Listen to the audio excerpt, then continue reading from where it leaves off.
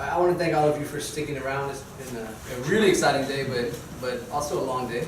So I hope you can stick through a couple more talks. Oh yeah, there's a reception afterwards too. And I also want to thank Teresa and GCI for not only bringing this all together to have these conversations, but also for the fellowship, which allowed me to finish up the research for my book and to start writing, which is where I'm at now. I'm going to take us back to some of the themes that Ivan raised in his talk at the very beginning of the day, especially focusing on securitization and militarization of urban space. So two of the most important products of contemporary capitalism are inequality and insecurity. I mean, we're all familiar, and we've talked quite a bit about the gross inequality generated by neoliberal restructuring, but there's been less said perhaps about insecurity. The most marginalized populations, I think Beth's paper did a really good job of looking at the ways in which the most marginalized populations live precarious lives, right? Struggling to survive in a world without stable employment or support from the state.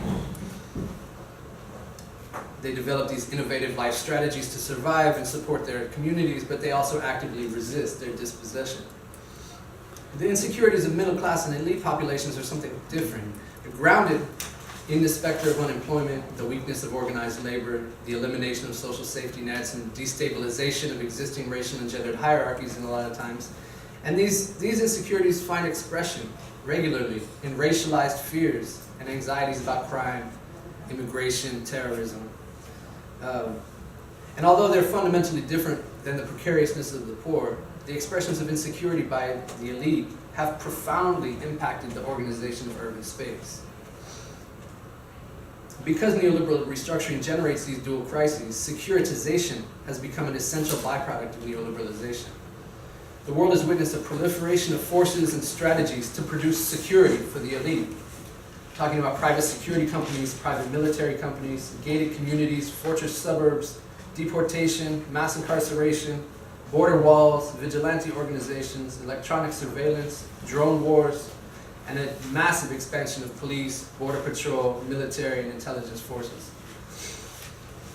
Because these forces have very different goals and strategies, the relationship between the various different forces that have emerged in a particular location is often contested. So I think it's important to study the historically and contextually specific relationships and articulations between neoliberalization and securitization. Cities in the global south have been sites for the development, testing, and export of strategies and forces for policing the poor. My work focuses on two newly emerging assemblages of public and private security forces in cities of the global south. I look at Johannesburg and Jerusalem. I'm not going to be able to get into all the details, but I do want to kind of sketch the frameworks of these different assemblages that have emerged in the last 20 years. In South Africa and Palestine, Israel, the political transitions of the 1990s, the end of formal apartheid in South Africa, and the Oslo peace process, as it's come to be known in the Middle East, were coupled from the start with neoliberal restructuring. The combination has produced growing race and class inequality, widespread insecurity, and concentrated precariousness. In South Africa, a small black elite and a growing black middle class have emerged alongside the old white elite, which still controls the vast majority of land and wealth in the country. Poor black South Africans have been relegated to a life of permanent unemployment, informal housing, and high rates of HIV and AIDS in the former black townships and growing shack settlements on the urban periphery.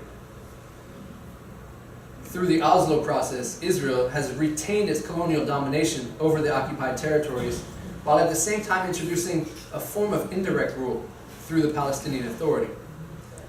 A small Palestinian elite with close ties to the PA, the Palestinian Authority, has grown rich, while the vast majority of Palestinians confront deepening poverty, land confiscations, and constant repression. The main sources of employment for Palestinian workers now are either building Israeli settlements on confiscated Palestinian land or working for the PA security forces to suppress resistance by other Palestinians. So, as in much of the world, neoliberal restructuring in South Africa and Palestine-Israel has contributed to the production of surplus or disposable populations, people who are permanently unemployed, too poor to consume, separated from the means of subsistence and abandoned by the neoliberal state. Record numbers of people face permanent structural unemployment, and the available work is increasingly precarious. In both of these societies, the response has been massive investments in efforts to contain the urban poor. But the strategies have been markedly different. In South Africa, private security companies and wealthy neighborhoods associations have taken the lead in developing strategies to police poor black South Africans. And in Palestine and Israel, there's a complex network of coordinated security forces that polices the Palestinian population. Not just the Israeli police and military, but also the United States, Jordan, and even the Palestinian Authority itself. So comparing these strategies, I think, can help us understand how state and non-state actors are responding to the crises generated by contemporary capitalism and neoliberalism. I'll talk about South Africa first. The state in South Africa does play an important role in policing the poor. It's responded to urban marginality by trying to ameliorate some of the worst conditions through the provision of limited housing, medicine, and social grants. It promotes self-responsibility and entrepreneurialism on the part of the poor, and it violently represses protest and dissent, as demonstrated most clearly by the massacre of striking mine workers last August. But the principal response to urban marginality in South Africa is the construction of fortified enclaves for the elite. South Africa has a massive private security industry and powerful residents associations in the elite suburbs that work hand in hand to develop increasingly aggressive strategies for securing urban space and policing the poor. In doing so, they have expanded the power of private actors to regulate urban space. With gross inequality, high rates of crime, the recoding of blackness as criminal, and elite concerns about property values, wealthy residents in the northern suburbs of Johannesburg have withdrawn to a world of walled enclosures. The fortification of the suburbs began with residents constructing massive security walls around their private property, and hiring private security companies to provide alarms, as well as what are called armed rapid response units in case of a break-in. You press a panic button, and within 45 seconds, a truck will show up and 2 men will get out with their weapons drawn, looking for black men to question and harass and chase off the property. Over time, wealthy residents began coming together to develop collective strategies of securitization. Instead of just these individual strategies, they started working together. Through the residents' associations, they began closing off roads and erecting access control gates around their neighborhoods. And in general, this was done without the authorization of the state. The state wants to maintain an open road system, and the residents' associations are closing off the roads and threatening to go to war with the city council if it insists on taking down these illegal gates and road closures. They also hire private security companies to monitor the gates, the entrances into the neighborhood, and also to patrol the neighborhood streets within these gated communities to this kind of public space policing. And more recently, what we've seen is residents associations in neighborhoods that don't have gates, working closely with private security companies to develop what they call preventative security strategies that build on the model of gated communities, but rely more on surveillance and intimidation rather than gates to keep poor people out of their neighborhoods. Private security has been the fastest growing industry in South Africa since the early 1990s. More than 400,000 people are employed in the industry. And these privatized armed forces, which is what they are, they both amplify and commodify the fear and fortification of elite neighborhoods. They have more troops, more weapons, and more sophisticated technology than the police. And the private security industry has now expanded into sectors that were previously beyond their jurisdiction, from securing public space, to investigating criminal activities, to raids on criminal syndicates. And much of this exists at the limits of legality or challenges and goes explicitly beyond the limits of legality, especially these new preventative security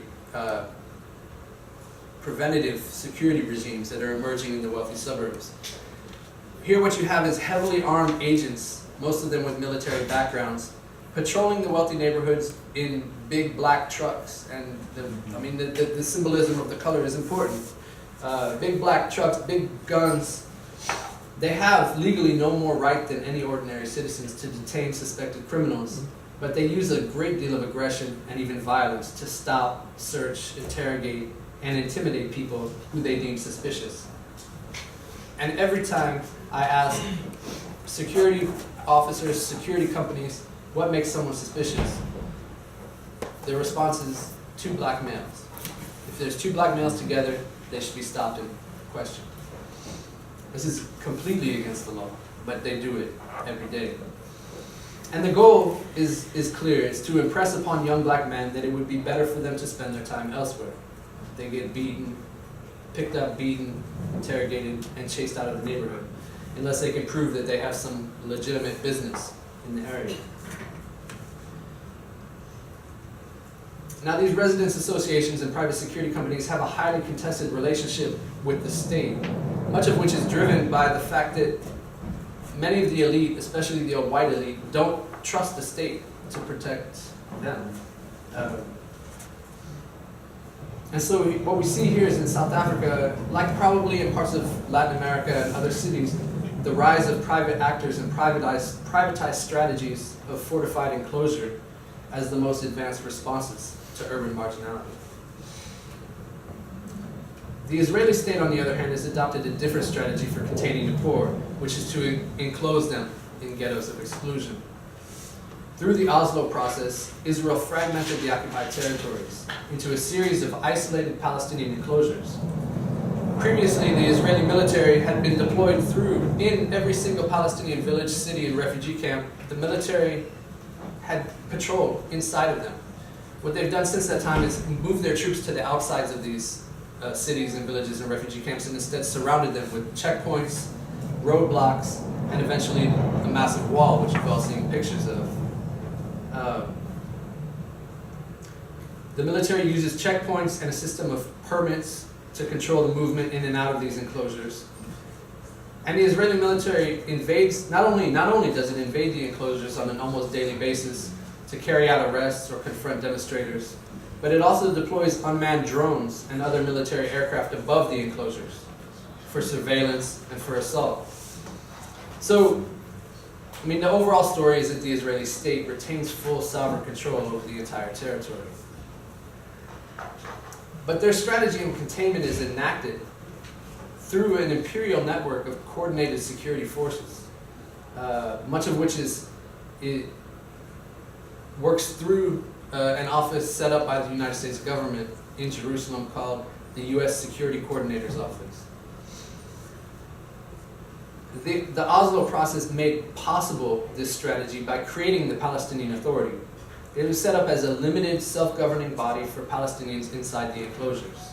So the PA was granted partial autonomy over civil affairs, things like education, healthcare, welfare,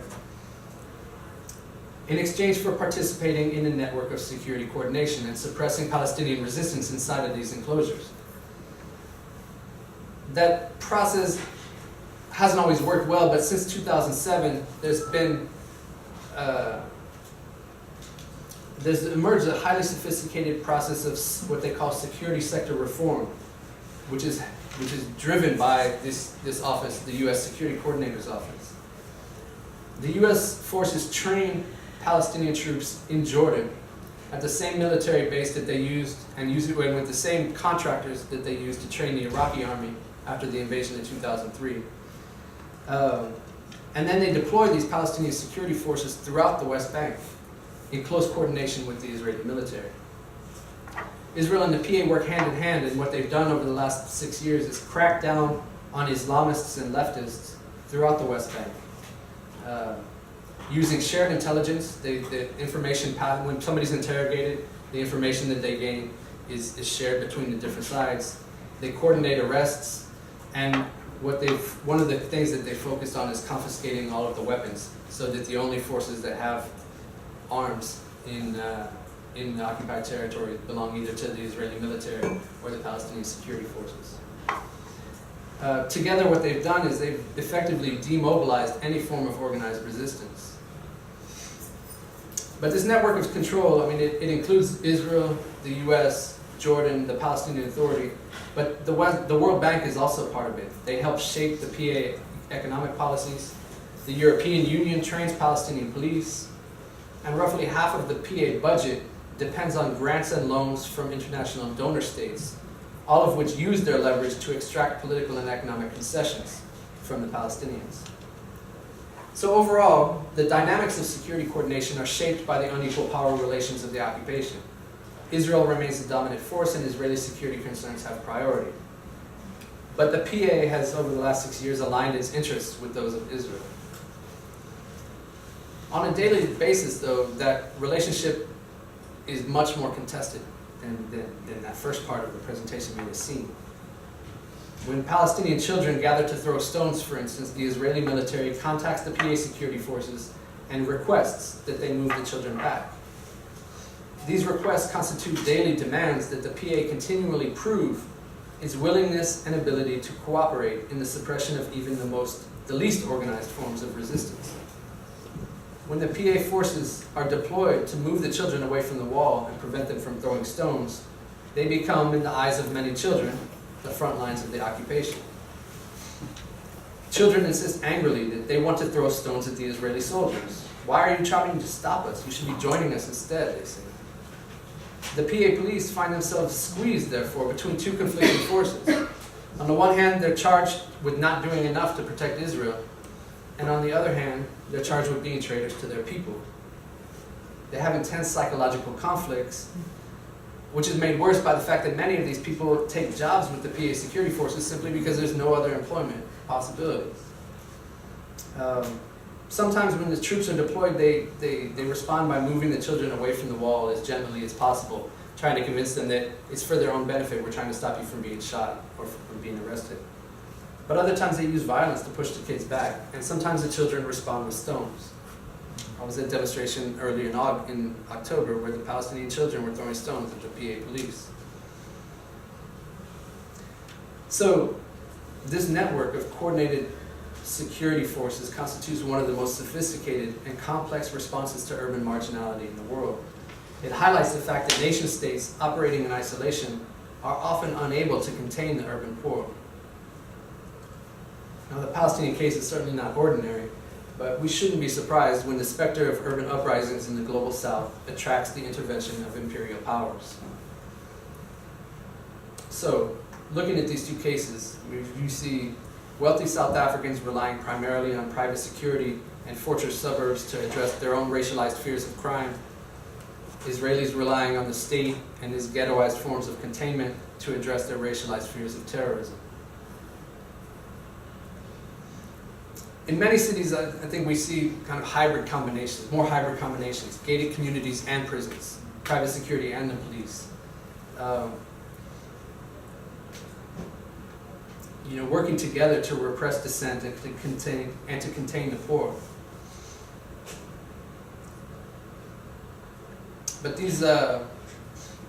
in cities of the global south, we are seeing the emergence of all kinds of innovative, shifting security strategies that are important to pay attention to, I think. And that's kind of one of the overall things I'm trying to get at with this work, is understanding how the precariousness of the poor and the insecurities of the elite are related to one another, and how securitization is related to neoliberalization. Before I end, I just wanted to speak quickly to one question that has animated conversations throughout the day, and that's the question of resistance and struggle. In South Africa, despite the existence of many social movements and regular uprisings against the lack of service delivery or the privatization of things like water, electricity, housing, etc., there have been this is surprising to me that there have been very few challenges to the expansion of private security and the fortress suburbs. On 2 occasions that I know of, social movements have marched from the township of Alexandra across a highway buffer zone into a wealthy commercial center called Santa. But they have not directly targeted the gates or other privatized forms of exclusion, more than trying to draw out the symbolism of the divide, right, which still exists and is in some ways growing. Perhaps the most important struggles in this regard have been those of the hundreds of thousands of low-paid security guards. A month-long strike by unionized security guards in 2006, which was marked by violent confrontations and several deaths, led to a somewhat better contract. But a strike earlier this year, in September, by non-unionized guards ended with very little change. In Palestine, activists have responded to this imperial security network with their own global strategy, the Boycott, Divestment, and Sanctions campaign, which targets companies and institutions that profit from, participate in, or contribute to the occupation. They've also linked up with social movements throughout the world, including South African social movements challenging neoliberalism. Palestinians are making productive use of comparisons with apartheid in South Africa to build support for their own struggle. And on the ground, the youth are connecting to similar movements in Egypt, Tunisia, and the rest of the region.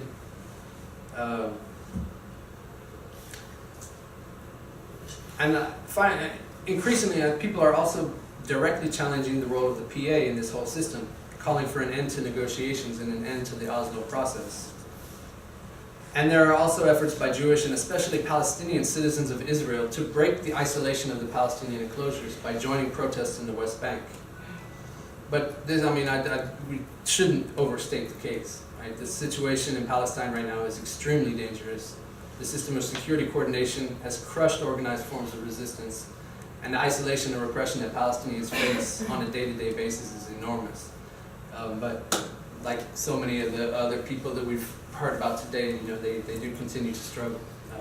So I'll stop there.